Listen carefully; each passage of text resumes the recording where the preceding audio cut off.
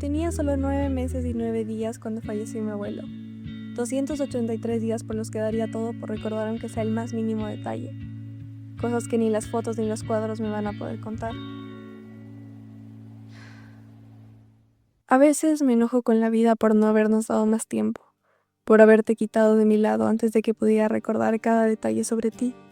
Cómo sonaba tu voz y tu risa, cómo se sentían tus abrazos y tus besos.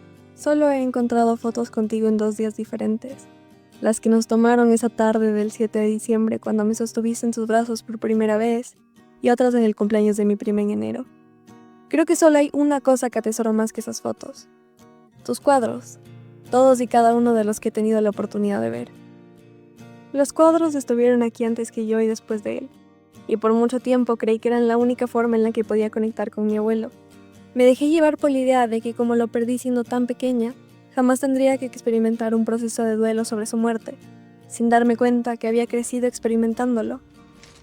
Una de las primeras cosas que aprendí sobre mi abuelo era su amor por la pintura, tanto así que por años pensé que a eso se dedicó toda su vida. Por ende, qué mejor manera de conectar con él que aprendiendo a hacer lo mismo. En el momento se sentía tan estúpido lo mucho que me afectaba y me frustraba no ser buena en esta una cosa, porque esa es la verdad. Nunca fui buena. Se me hacía injusto que había personas a las que solo les salía natural ese talento, y yo, que lo quería desesperadamente, no lo tenía. Mi proceso de duelo solo se hizo más complicado con los años.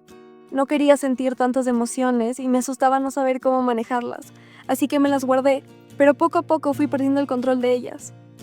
El duelo me golpeó como un tren, y de repente mi mente solo podía recordarme en cosas que me hacían agonizar en dolor. Como que mi abuelo nunca pudo verme cumplir mi primer año, o verme entrar a mi primer día de clases, que en mis 15 nunca pude bailar con él, que él no estaría esperándome para felicitarme en mi graduación. Nunca te va a enseñar a pintar. Nunca te va a ver crecer. El duelo nunca se va, solo se vuelve más fácil de manejar.